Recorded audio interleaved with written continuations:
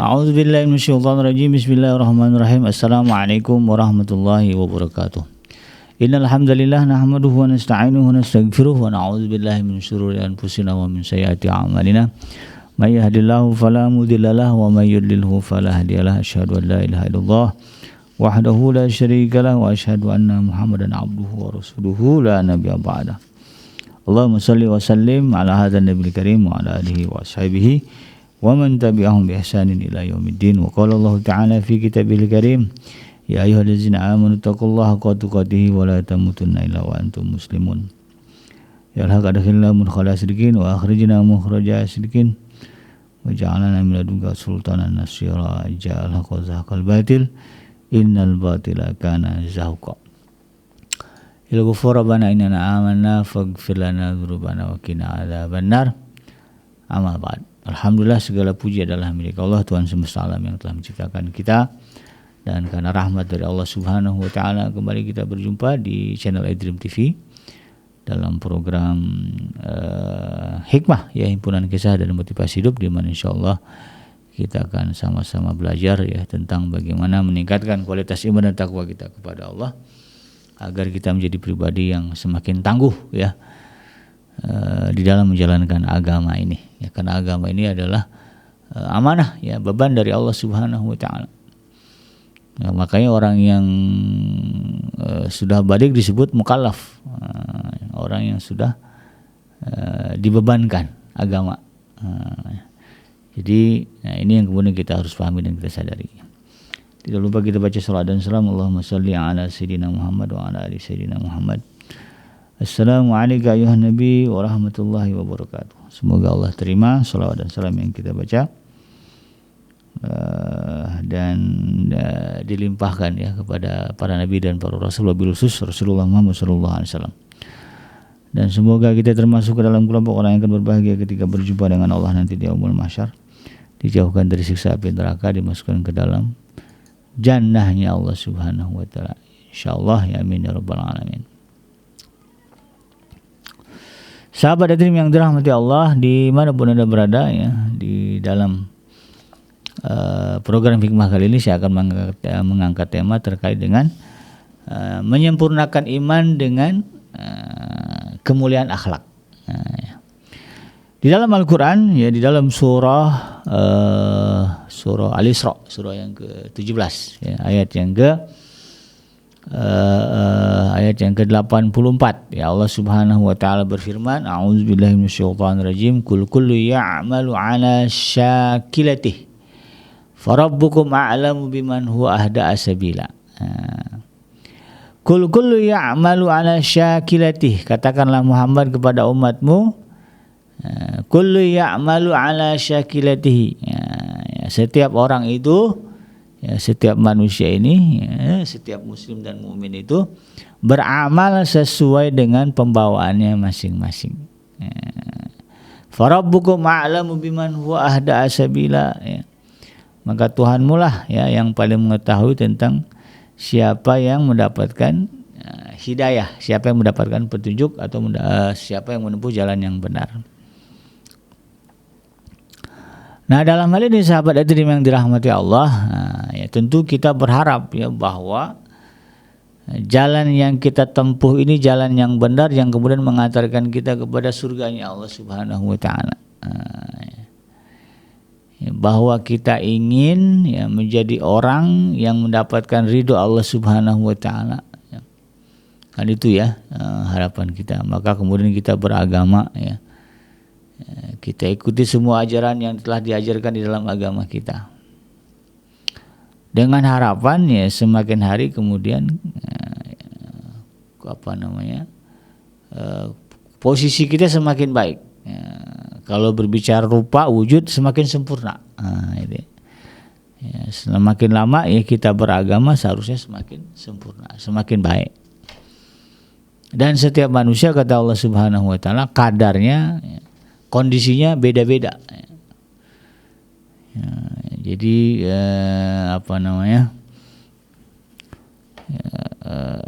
ketika kita berbicara ingin ya menjadi orang yang paling baik ya, paling sempurna ya, keislaman, keimanan kepada Allah, Nah, cara manusia untuk mewujudkan itu ya beda-beda.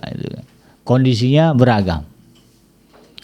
Nah, dalam hal ini Rasulullah SAW ya, tentu sudah mengajarkan kepada kita supaya kemudian bagaimana ya, jalan yang kita tempuh ini adalah jalan yang memang jalan yang benar, begitu kan? Jalan yang sempurna, jalan yang baik. Ya, dan Rasulullah SAW sudah menegaskan ya, di dalam satu hadis ya disebutkan, taraktu fikum amraini ya ma in tamasaktum bihima lan tadilu abada kitaballah wa sunnatar rasul. Telah aku tinggalkan kepada kalian dua perkara, dan selagi kalian memegang teguh dua perkara ini maka kalian lan tadilu abada, tidak akan bisa disesatkan selama-lamanya. Apa itu? Kitab Allah dan sunnahnya Rasul. Jadi selagi kita berpegang ya, mengikuti ajaran yang disebutkan ya, diajarkan di dalam Al-Quran dan sunnahnya Rasulullah SAW, maka selagi itu kata Rasulullah SAW kita tidak akan tersesat. Dan kalau berbicara ya ajaran Islam, yaitu berbicara Al-Quran dan sunnah ya, maka mayoritas ya pembahasan yang disebutkan di dalam Al-Quran ya, setelah berbicara tauhid adalah akhlak. Kalau di awal-awal itu kan di periode Mekah ya, dakwahnya Rasulullah SAW di Mekah, itu Allah banyak menekankan tentang tauhid. Ya, makanya salah satu ciri dari ayat Makkiyah, ya, ayat-ayat yang diturunkan di kota Mekah ya adalah pembahasannya terkait dengan tauhid. Ya, inti ajaran Al-Quran itu tauhid itu. Bagaimana manusia bisa kemudian kembali ya, atau menguatkan i'tikad ya, keyakinannya bahwa Allah adalah Tuhan satu-satunya, bahwa Allah adalah tempat bergantung, bahwa Allah adalah tempat meminta, bahwa Allah adalah tempat berkeluh kesah, bahwa Allah adalah tempat kita bersyukur ya, bahwa Allah adalah tempat bagi kita untuk kemudian meminta, berharap dan sebagainya. Nah, itu inti ajaran Al-Quran itu yang paling banyak ya, dominannya. Baru setelah itu kemudian pembahasannya banyak terkait dengan akhlak. Bertingkah laku ya, berperilaku. Nah, itu banyak diatur, dijelaskan, ditegaskan di dalam Al-Quran. Maka wajar kalau kemudian ya Rasulullah SAW dalam satu hadis menegaskan yang diriwayatkan oleh Imam Al-Hakim ya, bahwa Rasulullah bersabda, innama bu'istu liutammima makarimal akhlak, liutammima salihal akhlak. Ya.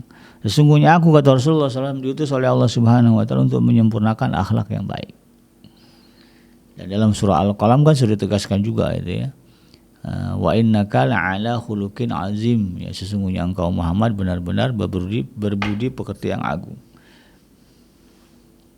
Ya, mayoritas ya pembahasannya itu, atau pembahasan kedua terbesar ya di dalam Al-Quran dan Sunnah adalah tentang bagaimana kita berakhlak. Dan ini kemudian sahabat Adrim yang dirahmati Allah ya, di dalam satu hadis dikatakan menjadi tanda ya, atau penanda indikator ciri ya kesempurnaan iman seorang mukmin ya, bahwa kita katakanlah ya, tentu ingin ya dikatakan sebagai seorang mukmin ya, dikatakan sebagai orang beriman ya, karena itu kan syarat ya, syarat untuk masuk ke dalam surga ya. Di dalam Al-Quran ya, surga itu hanya bagi orang yang beriman dan beramal soleh ya. Lihatlah ya ayat-ayat itu, penegasannya jelas ya. Kalau orang nggak punya iman, ya walaupun punya amal soleh nggak akan masuk surga.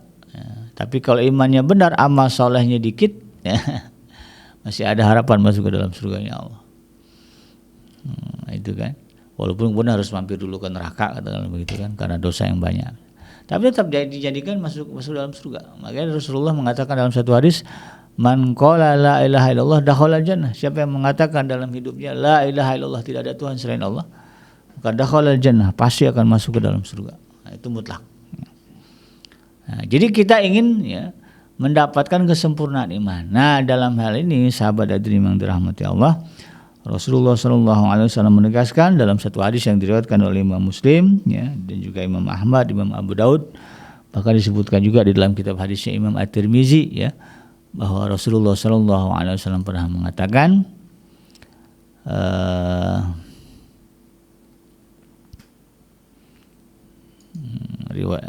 Rasulullah SAW pernah mengatakan akmalul mu'minina imanan ahsanuhum khuluqa,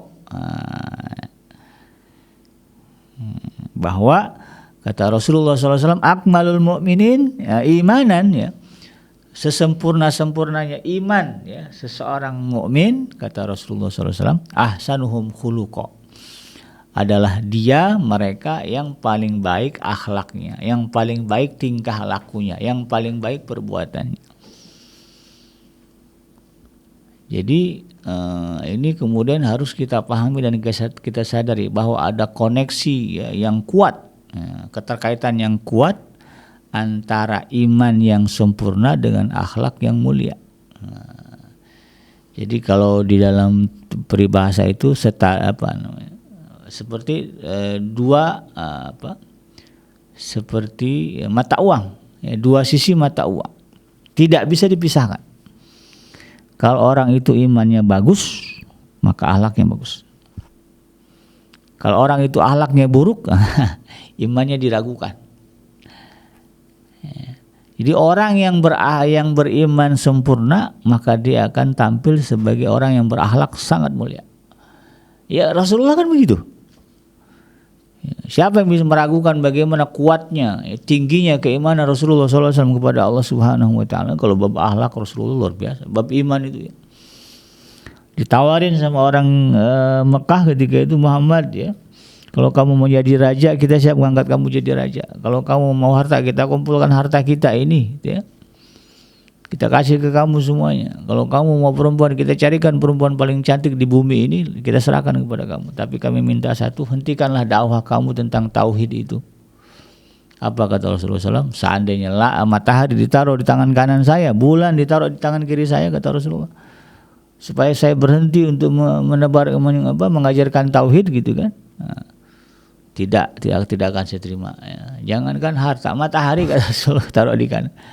Kalau diminta untuk berhenti mengajarkan tauhid, ya, mengajarkan iman yang benar, Rasulullah nggak mau tuh. Kan luar biasa imannya Rasulullah SAW.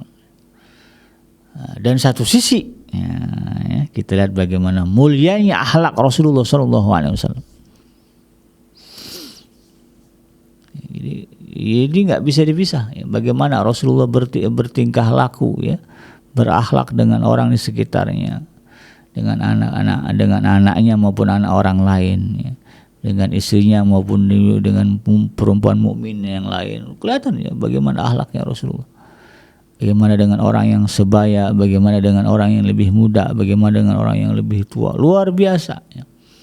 Sehingga kemudian kita punya kesimpulan, ya, siapapun kalau sudah bertemu dengan Rasulullah, berhadapan dengan Rasulullah, maka dia akan merasa seperti orang yang dimuliakan oleh Rasulullah SAW.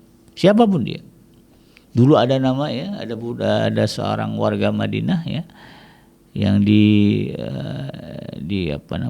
diisolasi lah, ya, oleh masyarakat Madinah, oleh orang-orang Islam di Madinah, ya, gara-gara apa? Nasabnya tidak jelas, ya, anak siapa-siapanya, ya, tahu-tahu udah ada aja di Madinah itu, kan. Namanya Julaibib, ya, Sayyidina Julaibib ini. Kalau dari fisik, ya sudahlah, tadi nasabnya sudah tidak jelas. Dari segi fisik juga memang tidak terurus, gitu, ya, karena nggak punya orang tua. Kemudian ya besar di jalanan lah, gitu, ya, kerja kasar, ya. Secara fisik, ya, digambarkan sebagai seorang yang berbadan kurus, ya, bertubuh bongkok, ya, agak sedikit bungkuk, berkulit hitam, miskin lagi. Ya.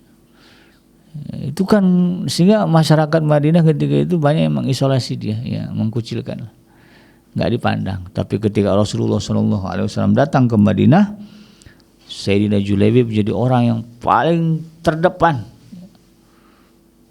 mengikuti ajaran Rasulullah. Di mana Rasulullah buka majelis, di situ dia duduk, dia hadir. Di mana Rasulullah memberikan instruksi, ya, dia hadir. Rasulullah bilang kita perang, beliau ikut. Sayyidina Julaibib sampai Rasulullah itu memiliki perhatian khusus kepada Sayyidina Julaibib.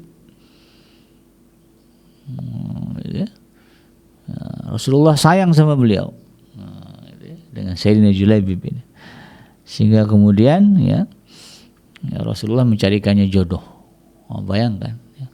Padahal Julaibib ini tadinya diisolasi, ya, dikucilkan oleh masyarakat, tapi ketika Rasulullah datang, Julaibib menjadi orang yang mulia, dimuliakan oleh Rasulullah sallallahu alaihi wasallam. Nah, inilah ya yang kemudian kita harus pahami. Kalau ada kemudian kita berpikir ya, bahwa ciri iman yang baik adalah ibadah yang bagus. Orang yang imannya yang sempurna itu yang rajin ke masjid begitu ya. Ya, yang rajin baca Quran gitu kan, ya, yang umroh dan hajinya setiap tahun gitu. Maka kita masih tertipu ya. Masih tertipu. Jadi orang yang iman yang paling sempurna ya, kalau kita lihat dari dalam hadis ini dan bagaimana prakteknya Rasulullah SAW, bagaimana prakteknya para sahabat, dan bagaimana pula penjelasan di dalam Al-Quran, maka sesungguhnya ciri kesempurnaan seseorang adalah ya, kebaikan akhlaknya. Orang kalau imannya sudah dalam, maka aksinya ya, wujudnya dalam perbuatannya adalah akhlaknya semakin baik kepada siapapun. Kalau kita Rasulullah SAW, jangankan dengan sahabat ya, dengan musuhnya Allah Rasulullah mengedepankan akhlak mulia. Jangankan dengan teman gitu ya, dengan musuh pun Rasulullah mengedepankan akhlak mulia. Gak gampang membunuh, gak gampang mencaci, gak gampang menghujat. Nah kita ya. Kadang-kadang justru kita menghujat, mencaci, memaki di masjid. Simbol ibadah itu ya. Nah, kira-kira gimana itu? Nah, jadi jangan cemari lah ya kebaikan ibadah kita dengan akhlak yang buruk. Jadi sebaik-baik mukmin kata Rasulullah SAW, yang sesempurna iman seorang mukmin adalah yang ahsanuhum khuluqa ya, yang paling baik akhlaknya. Ya, dan ini penting untuk kita pahami dan kita sadari. Ya. Bahwa tadi ya, kesempurnaan iman kita indikatornya, cirinya adalah kebaikan akhlak kita kepada orang lain. Ya. Akhlak kita kepada makhluk Allah Subhanahu wa taala ya. Ya, kepada selain diri kita. Dalam satu hadis yang Rasulullah sallallahu alaihi wasallam menegaskan bahwa ya saking sejalannya jadi akhlak mulia dengan iman seseorang. Nah, akhlak mulia itu kata Rasulullah SAW bisa menjadi pemberat timbangan kebaikan. Menjadi timbangan kebaikan, pemberat gitu. Jadi kita kan kalau merujuk ke dalam surah Al-Qaryah kan begitu ya. Jadi disebutkan ya, fa amma man khaffat mawazinuhu fa'amma man saqulat mawazinu fahuwa fi 'ishatin radiyah. Siapa yang berat timbangan kebaikannya ya, maka dia berada di dalam kehidupan yang menyenangkan, surga gitu. Wa amma man khaffat mawazinu, dan siapa yang timbangannya ya ringan ya, kebaikannya ringan, fa umhu hawiyah, maka baginya adalah neraka yang menyala-nyala. Tegasnya begitu ya. Nah, salah satu pemberat timbangan itu yang paling besar ya adalah akhlak kita, tingkah laku kita. Jadi jangan kita pernah berpikir ketika kita mengedepankan akhlak mulia kemudian tidak berimbas kepada diri kita. Tidak ada. Justru ya akhlak mulia itu sangat memberikan imbas dampak yang besar kepada kita. Salah satunya itu tadi ya, sebagai disebut Rasulullah ya, adalah bertambah beratnya timbangan kebaikan kita di akhirat. Nah, senyum yang kita berikan kepada orang ya, kemudian itu menenteramkan, menenangkan ya, menyenangkan bagi orang lain, maka itu akan menjadi pemberat ya timbangan kebaikan kita di akhirat. Perhatian kita kepada orang miskin, kepada orang yang termarginalkan ya, sopan santun kita, tutur kata kita yang kita jaga ya, tidak menyakitkan lisan orang ya, itu akan memberatkan timbangan kebaikan kita di akhirat. Ya, di samping tadi menjadi ciri ya kesempurnaan iman kita kepada Allah.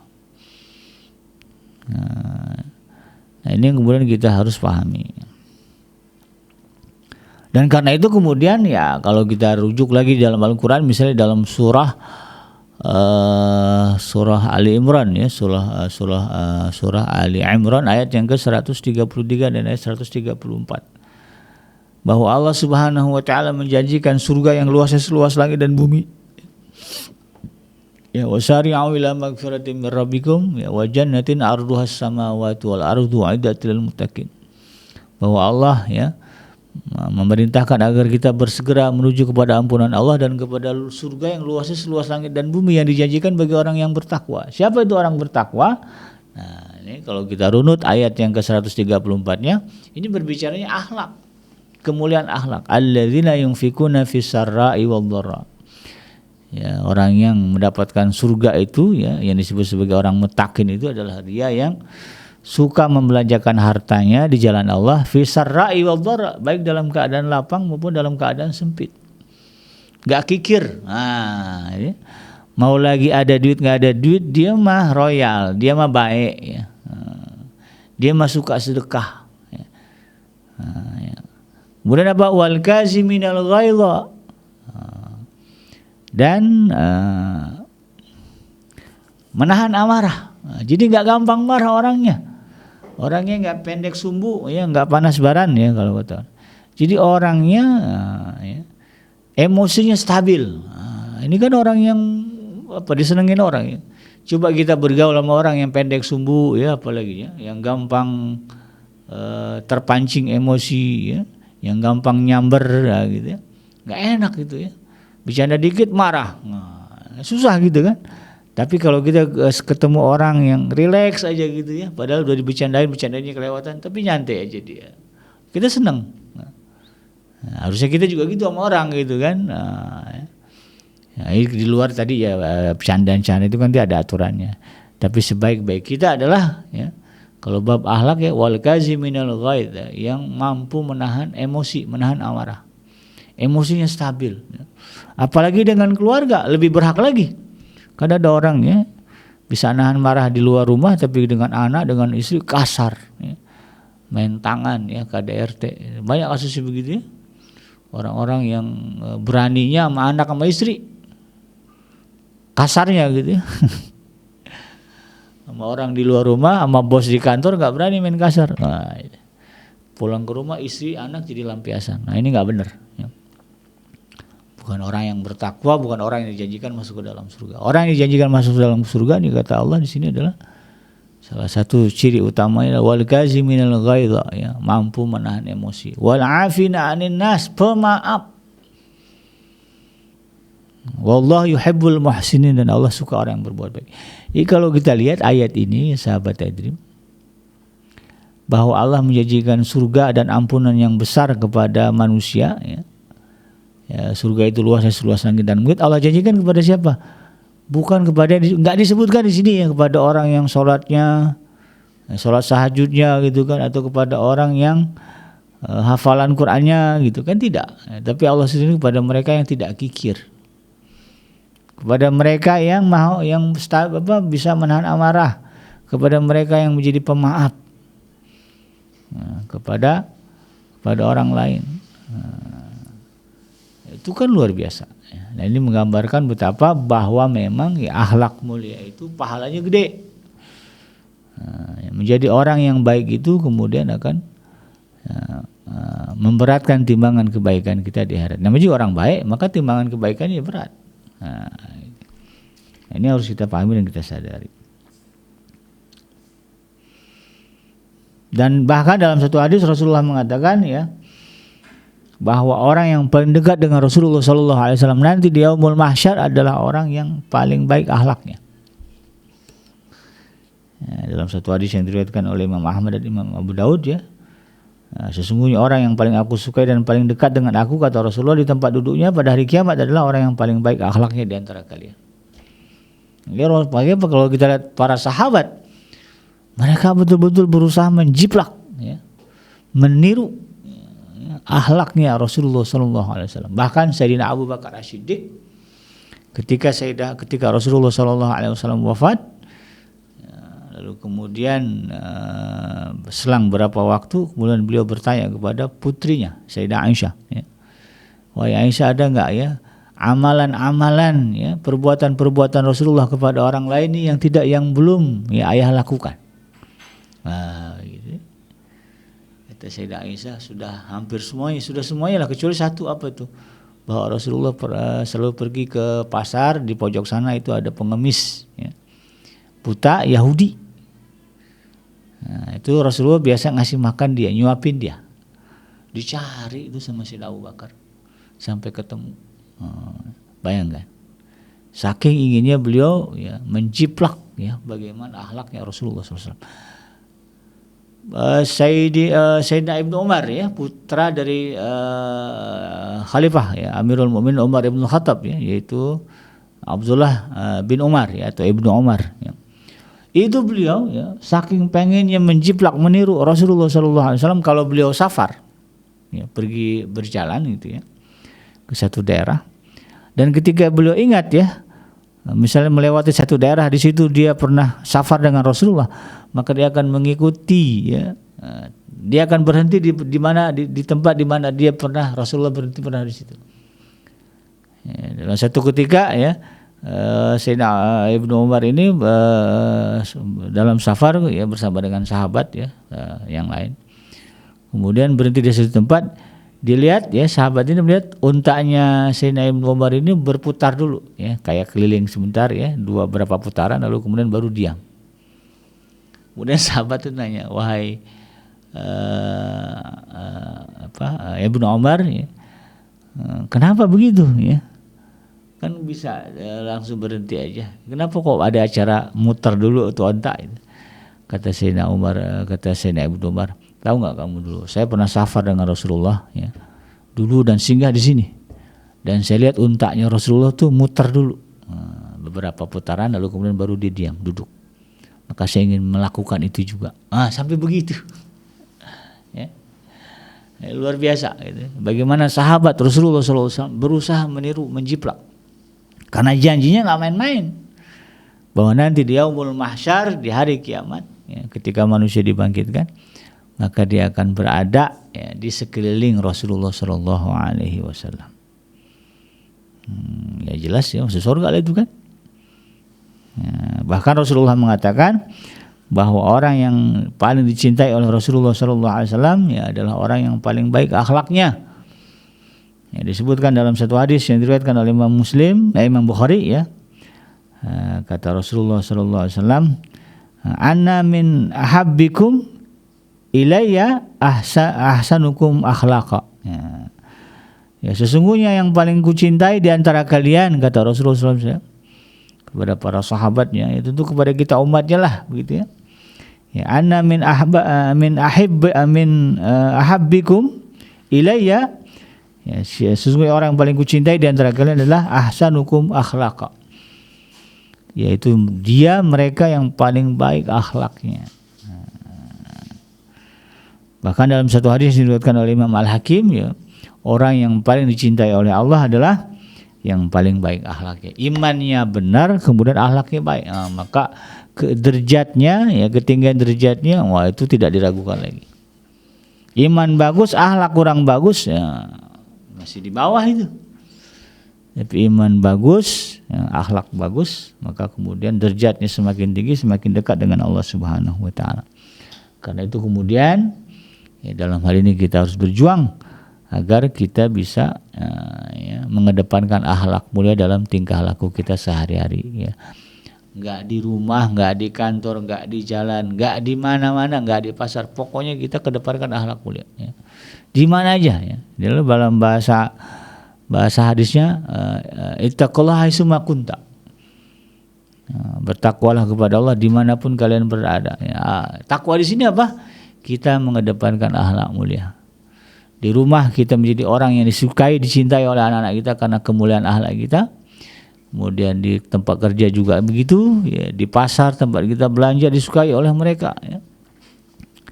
Yang berdagang berbisnis dengan kita, enak kalau bapak-bapak ini nggak banyak nawar, ramah orangnya, ya. Atau kita dagang juga sama. Apalagi di rumah, Penting banget itu ya. Atau kemudian kita di jalan nih, sekarang kan gitu ya, kita di jalan nih banyak yang menyampaikan akhlak mulia ya.